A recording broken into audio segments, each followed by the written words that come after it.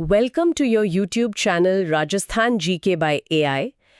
आज के सेशन में एनर्जी लेवल एकदम हाई रखना है सबको, क्योंकि ये लेक्चर कोई क्विक समरी नहीं है। ये एक कंप्लीट डिटेल्ड मास्टर क्लास होने वाली है राजस्थान के ऐतिहासिक किलों और स्मारकों पर। यहाँ कोई शॉर्टकट्स नहीं मिलेंगे, सिर्फ और सिर्फ exam ready pure facts discuss होंगे। बिल्कुल सही कहा। और एक बात मैं ऐड करना चाहूँगा, इन किलों को समझना सिर्फ डेट्स या नामों को रट लेना नहीं है। हमें आर्किटेक्चर, वहाँ की ज्योग्राफी और उस जमाने के सर्वाइवल इंस्टिंक्ट्स को आपस में कनेक्ट करना होगा। इसीलिए सभी लर्नर्स अपना पेन और पेपर तैयार रखें।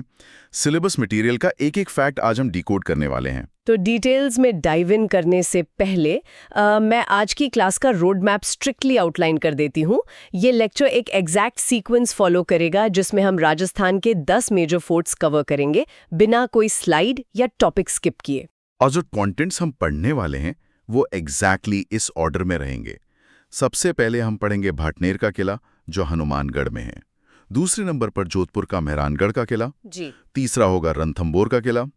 चौथे पर भरतपुर का लोहागढ़ का किला। पांचवा जैसलमेर का किला। छठा जालोर का किला।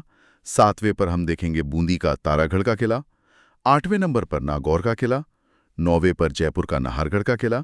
और आखिरी में 10वें नंबर पर अलवर का बाला किला। एग्जैक्टली। और स्टूडेंट्स को ये याद रखना है कि आगे पीछे स्किप करने का ऑप्शन नहीं है। हम इस सीक्वेंस को मेटिक्युलसली फॉलो करेंगे। तो शुरू करते हैं हमारे पहले स्टॉप से, भाटनेर का किला हनुमानगढ़। अगर इसकी जियोग्राफिकल सेटिंग की बात करें तो ये हनुमानगढ़ में घग्गर नदी के किनारे स्थित है। क्योंकि ये चारों तरफ से डेजर्ट से घिरा हुआ है, इसीलिए ये धनवन दुर्ग की कैटेगरी में आता है।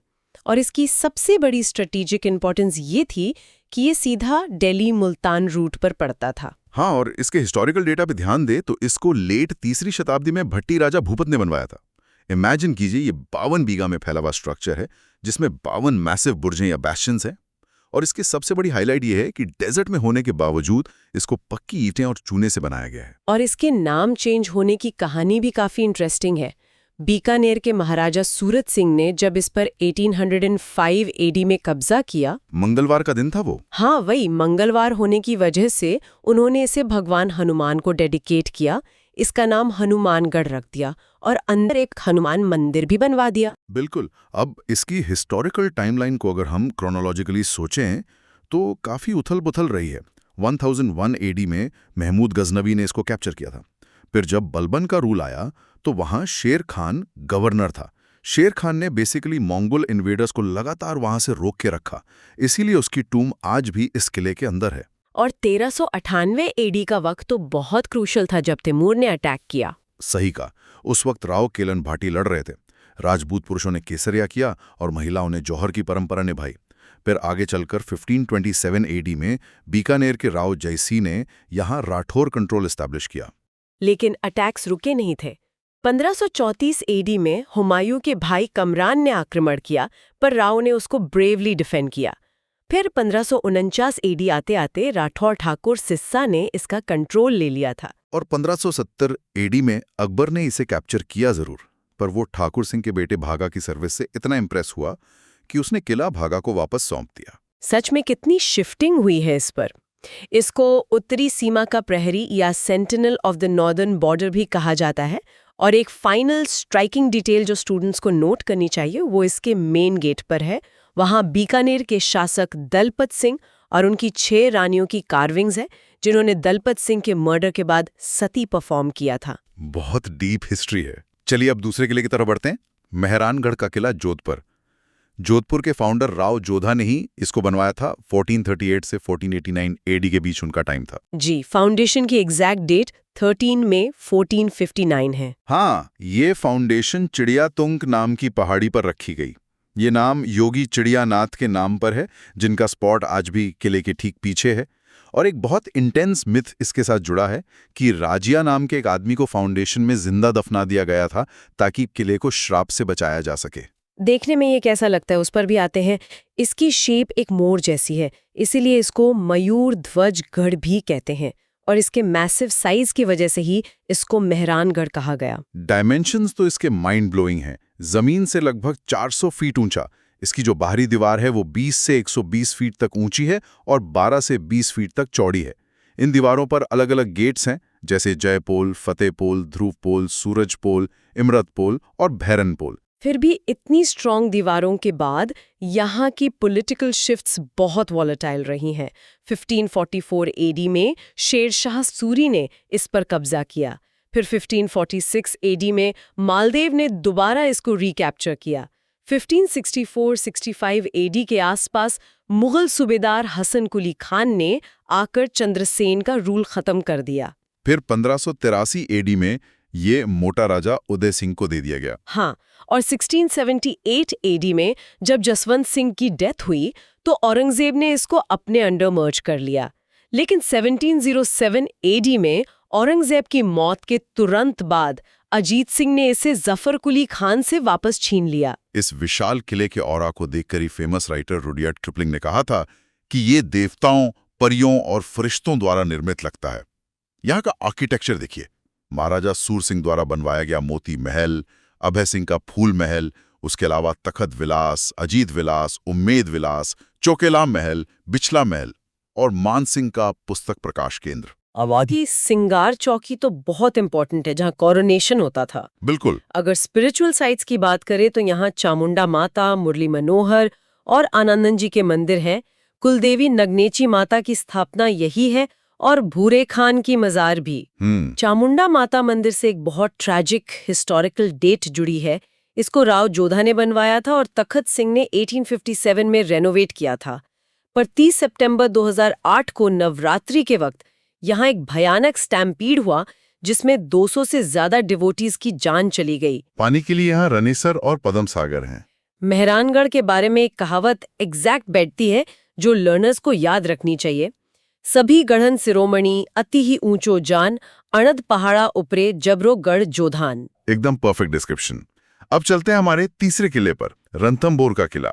ये एक गिरिदुर्ग यानी हिल फोर्ट है जो सवाई माधोपुर से बस 10 किलोमीटर दूर अरावली रेंज में है। ये अपनी लोकेशन के लिए जाना जाता है। चारों तरफ गहरी खाइयां और डेंस फॉरेस्ट है, जिसकी वजह से ये दूर से तो दिखता ही नहीं है, बहुत पास जाने पर ही नजर आता है। इसके बनवाने वाले का नाम ऑथेंटिक रूप से नहीं पता। हाँ, हिस्टोरियंस मानते हैं कि 8वीं शताब्दी में किसी चौहान रूलर ने बनवाया होगा। ये समुद्र तल से 481 मीटर्स ऊपर है और 12 किलोमीटर के एरिया में स्प्रेड है। इसको देखकर अबुल फजल ने एग्जैक्ट वर्ड्स कहे थे कि और दुर्ग नंगे हैं परंतु ये बख्तरा बंद है, यानी ये आर्मर्ड है। नाम का ब्रेकडाउन भी बड़ा इंटरेस्टिंग है। रन नीचे की पहाड़ी का नाम है और थम वो पहाड़ी है जिस पर ये किला खड़ा है। इसका रियल एंशंट नाम राणा स्तंभपुर था।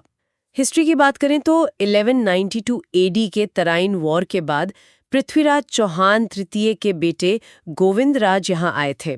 उसके बाद ऐबक, इल्तुतमिश और बालबन ने भी यहाँ राज किया। रणथंभौर का सबसे बड़ा दौर था हमीर देव चौहान का एरा, 1282 से 1301 एडी के बीच।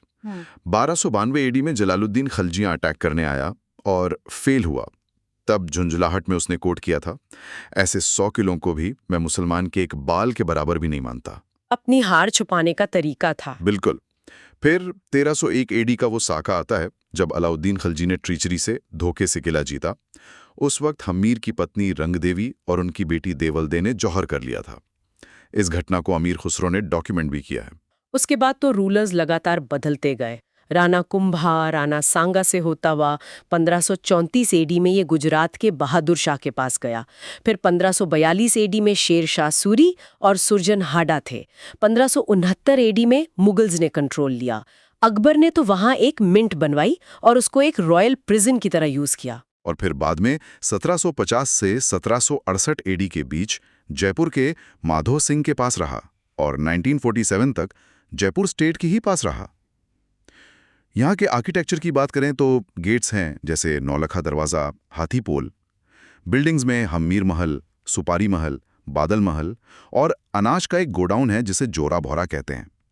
32 पिलर की छतरी भी है। लेक्स भी तो काफी है। रानी हाट, सागर, रानी और पदमला जलाशय वहां स्थित हैं। और रिलीजियस साइट्स में त्रिनेत्र गणेश मंदिर और पीर सदरुद्दीन की दरगाह बहुत प्रोमिनेंट है। और एक की मॉडर्न फैक्ट जो एग्जाम पॉइंट ऑफ व्यू से बहुत जरूरी है, 21 जून 2013 को यूनेस्को के 36 सेशन में इसे वर्ल्ड हेरिटेज साइट डिक्लेयर किया गया था। अब बढ़ते हैं चौथे दुर्ग पर, लोहागढ़ का किला भरतपुर। इसको राजस्थान का सिंह द्वार और पूर्वी सीमंत का पहरारी भी बुलाते हैं। इसे जाट महाराजा सूरजमल ने बनवाया था और इसकी इनविंसिबिलिटी यानी कभी न हारने वाले स्टेटस पर एक फोक लाइन बहुत मशहूर है। दुर्ग भरतपुर अधिक जिमी, हिमगिरी की चट्टान, सूरजमल के तेज को अब लाओ करत बखान। ये आर्किटेक्चर का एक कमाल है। 6.4 किलोमीटर लंबा रेक्टेंगुलर आकार है इसका। इसकी इंटरनल वॉल ईंट और पत्थर की है, पर जो आउट वॉल है वो स्ट्रिक्टली मिट्टी की बनी है।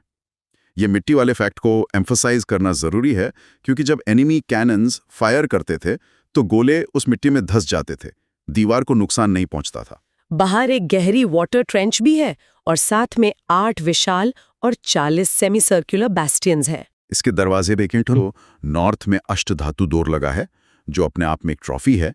इस दरवाजे को महाराजा जवाहर सिंह 1765 ईडी में दिल्ली जीतकर वहां से लाए थे। इस खुशी में उन्होंने जवाहर बुर्ज भी बनवाया, और एक फतेह बुर्ज है जो 1806 ईडी में ब्रिटिशर्स को हराने के बाद बनाई गई थी।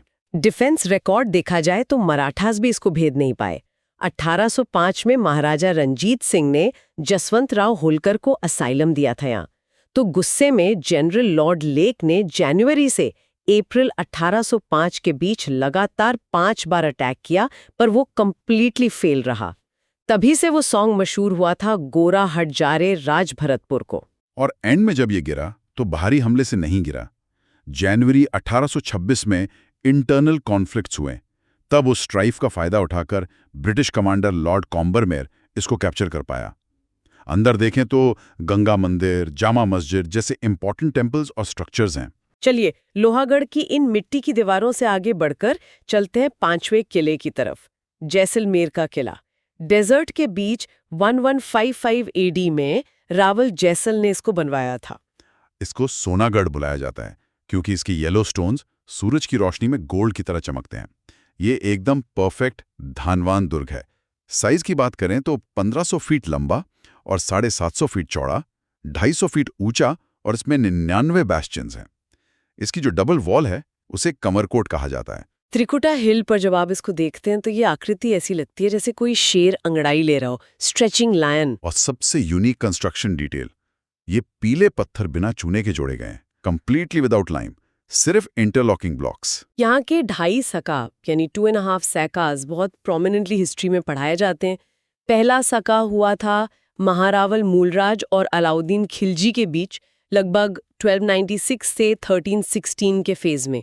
दूसरा साका रावल दूदा या ट्रिलोक्सी के टाइम पर फिरोज शाह तुगलक से युद्ध में हुआ 1351 से 1388 के बीच।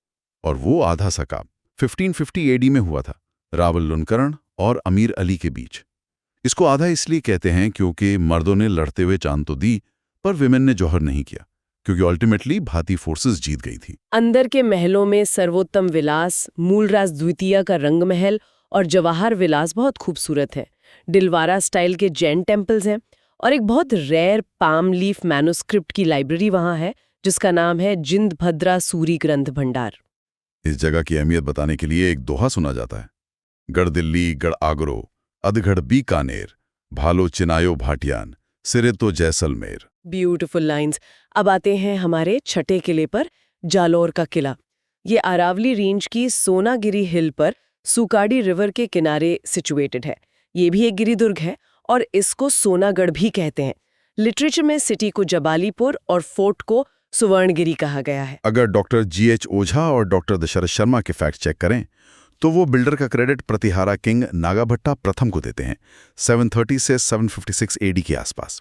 डायमेंशन वाइज ये 800 यार्ड्स लंबा, 400 वाइड और 1200 फीट हाई है। इसका मेन गेट सूरजपोल है।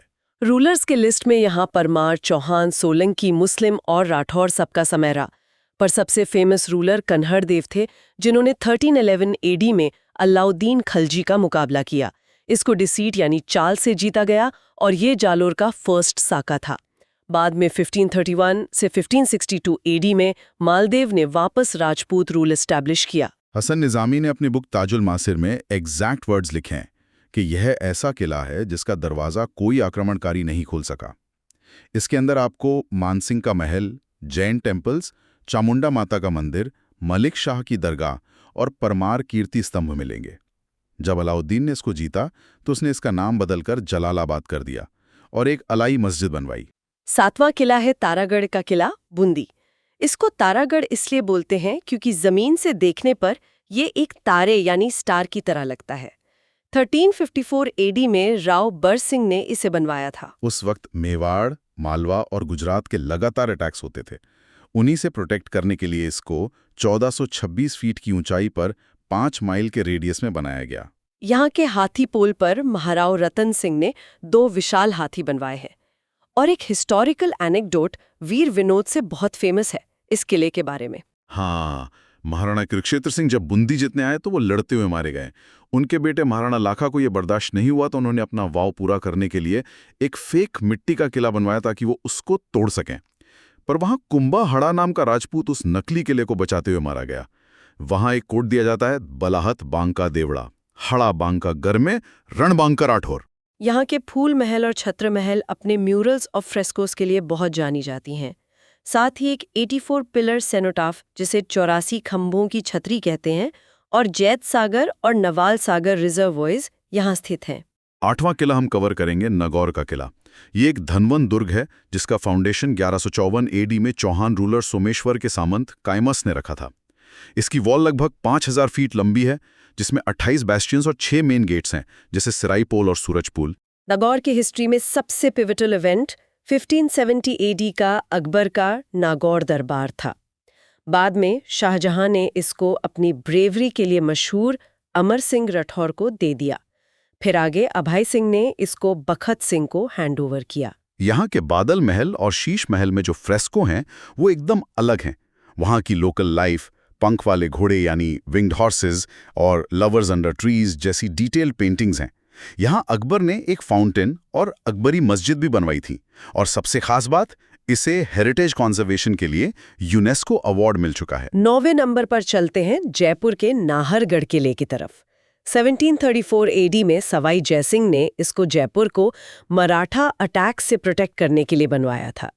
शुरू में इसको सुदर्शनगढ़ बुलाते थे, पर एक लोकल लेजेंड इसके नाम से जुड़ी है। कहा जाता है कि यहाँ नाहर सिंह भूमिया की आत्मा कंस्ट्रक्शन में डिस्टर्बेंस पैदा कर रही थी।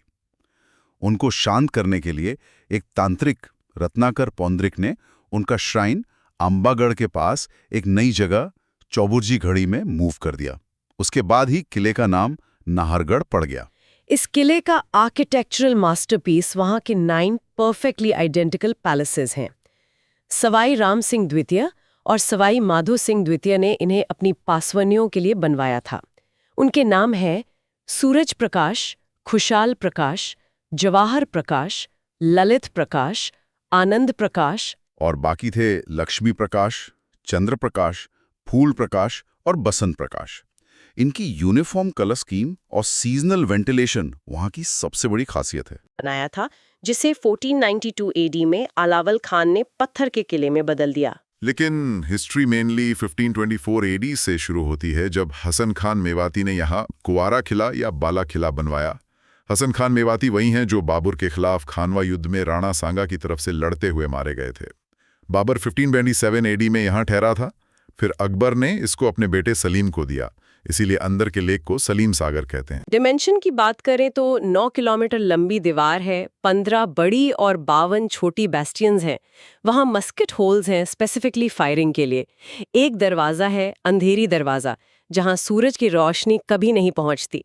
1775 एडी में कछवाहस की नारूका ब्रांच ने इस पर कब्जा कर लिया था। ये इसेंशियली एक एक्सीलेंट एग्जाम्पल है हिंदू फोर्ट आर्किटेक्चर का, जो सिक्योरिटी और रेजिडेंस को ब्लेंड करता है। बिल्कुल। और स्टूडेंट्स को एक प्रोवोक करने वाला थॉट समझना होगा। इस पूरे सेशन में ध्यान दें कि ये किले बस मिलिट्री बंकर्स नहीं थे। मिट्टी की दीवारें जिसमें तोप के गोले धंस जाते थे, जैसलमेर में बिना एक बूंद चूने का कंस्ट्रक्शन हो, या complex rain water harvesting systems हों, ये सारे स्ट्रक्चर्स उस एरा की पीक सर्वाइवल इंजीनियरिंग और माइक्रो क्लाइमेट मैनेजमेंट को दर्शाते हैं, जिसे आज के मॉडर्न आर्किटेक्ट्स भी प्रॉपरली स्टडी करते हैं। उन इंजीनियर्स ने वही मटेरियल्स और स्ट्रैटेजीज चुनी जो उनकी जियोग्राफिकल कंडीशंस के हिसाब से बेस्ट थी। Like, share and subscribe.